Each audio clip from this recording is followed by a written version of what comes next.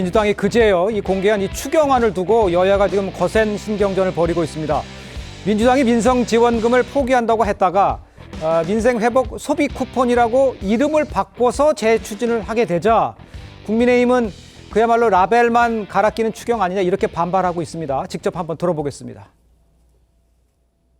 만약에 정부나 여당이 민생지원금 때문에 추경 못하겠다 이런 태도라면 우리 민생지원금 포기하겠습니다. 정부가 민생 회복을 위해서 더 좋은 사업, 효과가 있다고 생각되는 사업을 제안하면 포기하겠다는 말씀이지, 아무런 그런 조치가 없는데 민생 회복을 위한 핵심 사업을 포기할 수는 없습니다.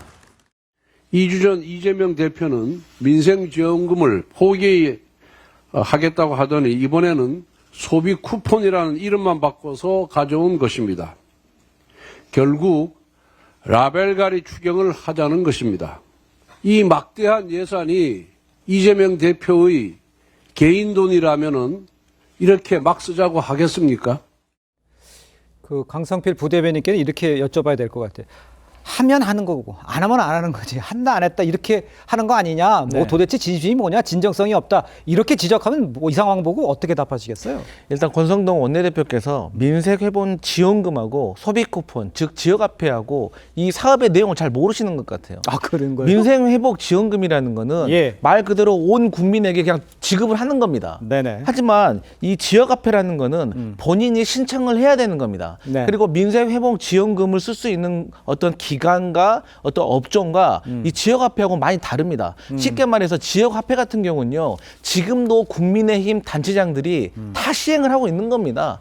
얼마 전에 제가 알기로 성남시에서는 총 7,500억을 편성을 했습니다.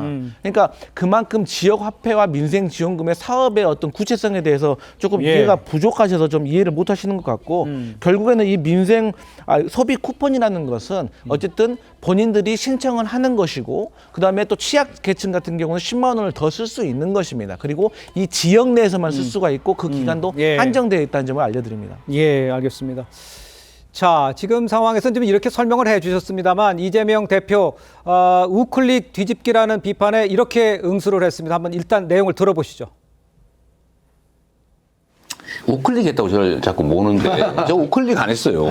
원래 내가 제자리 있어요. 최근에 성장 담론을 우리한테 뺏긴 거예요. 성장 담론은 자신들의 영역의 일종의 고유 상표인데 분배만 주장하는 사람이 선거 때 되니까 살짝 오른쪽으로 클릭해 프레임 공격을 가는 거예요. 저는 정치를 시작하면서도 지금까지 그랬지만 아니 성장을 해야 나누든지 더 잘 살든지 할 텐데 저는 우클릭이 아니고 원래 제자리에 있었죠. 저렇게 얘기를 하고 있습니다만 김부겸 전 국무총리, 민주당이 통 크게 양보하자 25만 원 고집 버리자, 또 이광재 전 의원요 정신 좀 차리자, 정도를 가자 이렇게 반응을 보였습니다. 물론 김동연 지사도 뭐 저렇게 나눠주지 말고 취약계층에 대한 집중적으로 해야 된다고 오래전부터 얘기를 하고 있고, 제가 질문드리고 싶은 거는 본인은 아니라고 얘기를 하지만 자꾸 이렇게 했다가 저렇게 했다 바꾸게 들리는 것처럼 보이잖아요, 시청자들의 입장에서는. 네네. 저는 이재명 대표님의 말씀에 제가 논평할 필요가 있는 건지 모르겠어요. 며칠 있으면 또 바뀔 가능성이 높잖아요. 네. 유통기한이 며칠 안 된다고 하지 않습니까? 네. 저는 진성준 의장님 아까 말씀하신 거 들으면서 좀 안 됐다 좀 안쓰럽더라고요. 저렇게 막 말을 바꾸시는데 그거를 수습하는 거는 지금 다 진성준 의장이나 지금 우리 강성필 부대변인 같은 분이 여기서 이제 수습하는 거지 않습니까? 아까 그렇습니까? 예. 아까 신청해야 되는 거라고 말씀하시는데요. 예. 아니 그거는 저는 솔직히 말장난이라 생각하는데 문재인 정부 때 코로나 지원금도 다 신청은 했죠. 그렇지만 결국은 거의 전 국민한테 나눠준 것이지 않습니까? 그런데 그것이 경기를 진작하는 효과가 없다는 것이 그때 이미 다 영국 기관들에 의해서 입증이 됐고요. 지역화폐 역시 문재인 정부 때 조세재정연구원이 그것의 경제적인 순효과는 사실상 없다라고 결론을 내렸던 것인데 왜 그런지 모르겠지만 그렇게 말을 바꾸면서도 계속 이 지역화폐에 대해서는 엄청나게 이재명 대표께서 집착을 하고 있습니다. 그리고 우클릭하지 않는다, 나는 성장을 원래부터 얘기했다라고 말씀하시는데 말씀은 저렇게 합니다만 실제로 하는 행동은 정반대예요. 작년 8월에 목사님 좀 얘기할 때 에너지 고속도로 그다음에 AI 투자해야 된다, 그 두 가지가 축이었는데 실제로 그다음에 민주당이 보여줬었던 정책과 국회에서 입법은 네. AI 기본법조차도 겨우겨우 반대하다가 작년 말에 겨우 통과시켰습니다. 예. 그다음에 에너지 고속도로 지금 전력망 확충 비롯해서 AI 산업의 기본이지 않습니까? 에너지 3법에 대해서 계속 반대해서 막고 있는 것도 바로 민주당입니다. 그리고 이재명 대표께서 성남시장 하시고 경기지사 할 때 어떤 성장이 이루어졌죠?